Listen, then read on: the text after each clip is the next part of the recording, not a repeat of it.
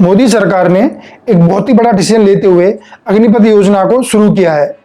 अग्निपथ योजना के तहत देश के नौजवानों को, यानी कि जो 17.5 साल से लेकर 21 साल के बीच में हैं, उनको सेनाओं के 3 अंगों में विभिन्न विभिन्न योग्यताओं के आधार पर शामिल किया जाएगा और उनकी कुल अवधि 4 वर्ष की होगी और इस 4 वर्ष में उनकी ट्रेनिंग पीरियड जो 6 महीने का है वो भी शामिल है। इनका वेतनमान क्या होगा, इनको सामाजिक आर्थिक सुरक्षाएं क्या मिलेंगी, या देश के उस डिफेंस सिस्टम को यह योजना मजबूत करेगी या कमज़ोर कर देगी, इसके क्या पॉजिटिव एस्पेक्ट्स हैं, इसके क्या नेगेटिव एस्पेक्ट्स हैं, इसकी विशेषताएं क्या हैं, या संपूर्ण रूप में क्या कह सकते हैं जो ऊपर से नियम दिखाई दे रहे हैं या सेवा शर्तें जो दिखाई दे रही हैं उसके इर्द गिर्द हम घूम के देखते हैं तो क्या निकल के सामने आता है। क्या भारत ऐसा करने वाला पहला देश है? विदेशों में इस तरह की सेवाएं कैसे ली जा रही हैं, कैसे प्रावधान है, उन सभी बिंदुओं पे आज हम इस वीडियो में चर्चा करेंगे। नमस्कार दोस्तों, मेरा नाम है Shyamveer Singh Jajoria. Welcome to my YouTube channel. अगर आप चैनल पर नए हैं तो प्लीज सब्सक्राइब द चैनल। सबसे पहले अग्निपथ योजना के महत्वपूर्ण बिंदुओं में बात कर लेते हैं। इसमें जो आवेदनकर्ता होंगे वो 17.5 साल से लेकर 21 वर्ष की आयु के बीच के होंगे। इनकी भर्ती जो है रिलीज भर्ती जो पहले हुआ करती थी और डायरेक्ट कैंपस जो कि बड़े उच्च प्रौद्योगिकी संस्थान है वहां से सीधे इसकी भर्ती की जाएगी। इस साल सरकार ने जो टारगेट रखा है भर्तियों का वो 46,000 वैकेंसी पूरी करने का रखा है। इसमें महत्वपूर्ण बिंदु यह है कि जब भी एक बैच आएगा उस बैच में से 25% बैच अनुसार जो नौजवान होंगे, सैनिक होंगे, उनको कंटिन्यू अगले 15 साल के लिए रखा जाएगा और बाकी के 75% जो सैनिक होंगे उनको रिटायर कर दिया जाएगा। अग्निपथ योजना के तहत जो नौजवान सेना में भर्ती होंगे उनको 4 साल के बाद अग्निवीर नाम का सर्टिफिकेट दिया जाएगा। उनको अग्निवीर कहा जाएगा समाज के अंदर। जब भी वो अपना रिज्यूमे लेके कहीं जाएंगे तो उस पर अग्निवीर अंकित होगा, यानी कि उनके रिज्यूमे में अग्निवीर शामिल हो जाएगा, जिससे उनको आने वाले समय में नौकरियां मिल सकें। आइए अब बात करते हैं अग्निपथ योजना के पॉजिटिव एस्पेक्ट्स पर। इसमें क्या क्या अच्छी बातें हैं। इस 4 साल के लिए जिन नौजवानों को शामिल किया जाएगा, जब वो इस भर्ती से 4 साल बाद रिटायर होंगे तो वो एक अनुशासन युक्त व्यक्ति होंगे, ट्रेंड पर्सनल्स होंगे, वो एक कर्मठ होंगे और आत्मविश्वास से लेवरेज होंगे। गौरतलब है कि इस सेवा में 4 वर्ष में जो है तनख्वाह है, प्रथम वर्ष में 30,000 रुपये प्रति माह, द्वितीय वर्ष में 33,000 रुपये प्रति माह, तृतीय वर्ष में 36,500 रुपये प्रति माह और अंतिम वर्ष यानी चौथी वर्ष में 40,000 रुपये प्रति माह। इस योजना में सेवा निधि पैकेज की घोषणा की गई है। सेवा निधि पैकेज में क्या सम्मिलित है?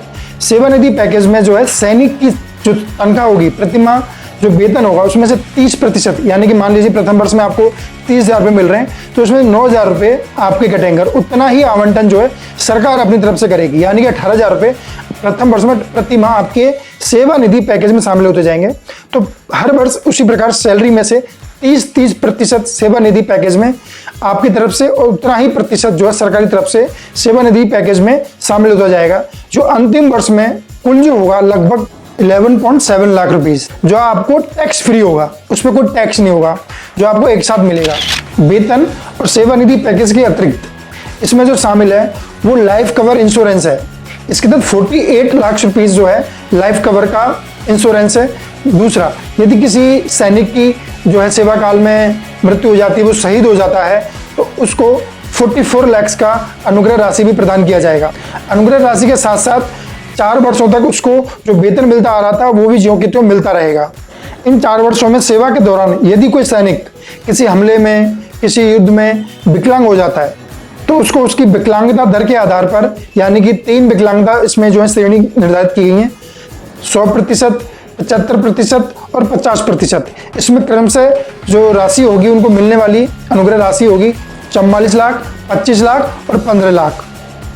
इसका जो एक और पॉजिटिव एस्पेक्ट बताया जा रहा है वो ये बताया जा रहा है कि वर्तमान में जो हमारे फ्रंट लाइन वॉरियर्स हैं, पर्सनल्स हैं, उनमें करीब जो 30+ की जो संख्या है वो 60% है। अगर उसको हम काम करते जाएं तो युवा वर्ग की जो संख्या है, प्रतिशत है, वो निश्चित रूप से बढ़ जाएगा। अग्निपथ योजना के तहत जो भर्तियां की जाएंगी 4 साल के लिए वो AIAC के आधार पर की जाएंगी, यानी कि ऑल इंडिया ऑल क्लास। इसका मतलब है जाति या धर्म के आधार पर भर्तियों में भेदभाव नहीं किया जाएगा। आइए अग्निपथ योजना की ये तो रही पॉजिटिव विशेषताएं, अब इसकी चुनौतियों पर या आलोचना पर ध्यान देते हैं। इसकी चुनौतियां क्या हैं? सबसे पहले नेगेटिव पॉइंट जो अग्निपथ का नजर आता है वो ये आता है कि इनको मेहमान सैनिकों की संज्ञा दी जा रही है। क्योंकि ये सिर्फ 4 साल के लिए होंगे। इस सेना में जो 25% होंगे वो तो स्थायी रूप से अगले 15 वर्ष के लिए शामिल हो जाएंगे, लेकिन जो 75% लोग हर बैच से आउट होंगे, रिटायर होंगे, उनका बाद में क्या होगा, उनको किस तरह की नौकरियां मिलेंगी, उनकी सामाजिक और आर्थिक सुरक्षा का कैसे प्रावधान किया जाएगा, क्या वो सिर्फ एटीएम और बैंक के गार्ड्स बनकर रह जाएंगे। तीसरी मुझे सबसे बड़ी चुनौती लगती है वो ये लगती है कि जो 4 साल के लिए सैनिक आएंगे, क्या इसमें उस स्तर का समर्पण, सेवा भाव, जज्बा होगा जो उस व्यक्ति, उस सैनिक में आता है, जिसको पता होता है कि मुझे 15 से 20 वर्ष अभी फौज में सर्विस देनी है, मुझे आर्मी में सेवा देनी है, उसकी सामाजिक और आर्थिक सुरक्षा जिस तरीके से सुरक्षित थी अब तो सुरक्षित है नहीं, क्या उस तरीके से वो अपने मन मानस को टटोल कर तैयार कर पाएगा, क्या अनुशासित हो पाएगा। ये एक प्रश्न चिन्ह खड़ा करता है, क्योंकि उस सैनिक को भी पता है मनी मन कि मैं 4 साल के लिए सेवा में आया हूँ और 4 साल के बाद मैं रिटायर हो जाऊंगा। तो उसका ध्यान कहाँ होगा, वो किस तरीके से सेवा देगा, उसका मानस किस तरह का होगा। तो ये काफ़ी सारे प्रश्न खड़ी करती है बात।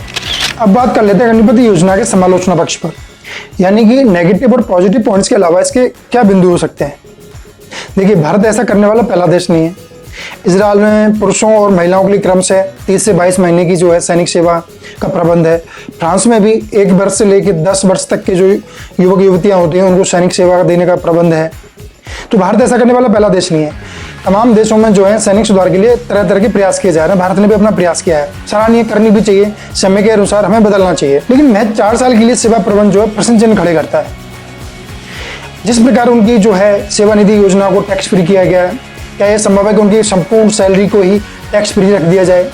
क्या यह संभव है कि जब वो 4 साल बाद निकलें तो उनके लिए पहले से कोई प्रावधान हो, बैंकिंग सिस्टम से उनको जोड़ दिया जाए, सिक्योरिटी सिस्टम से, अगर वो वहाँ से रिटायर हो रहे हैं तो उनके पास विकल्प होगा, वो किसी एक सिक्योरिटी सिस्टम में जा सकते हैं जो कि सरकारी तंत्र का हिस्सा हो, ताकि उनकी सामाजिक और आर्थिक सुरक्षा जो है बनी रहे और वो वैकल्पिक हो। अगर कोई अपने वापस आना चाहते हैं, किसी और एग्जाम की तैयारी करना चाहते हैं, क्योंकि इसमें सेवानिधि के तहत उनको जो है 11.7 लाख रुपीज़ तो उनको मिलेंगे ही, तो उसके तहत वो अपनी तैयारी कर पाएंगे, किसी और स्ट्रीम में जा पाएंगे। सबसे बड़ा जो बिंदु वो ये है कि उनको जो है सामाजिक और आर्थिक जो सुरक्षा मिलती है ना किसी भी व्यक्ति को नौकरी पाने पे, वो खतरे में ना आए, उसको सुनिश्चित किया जाए।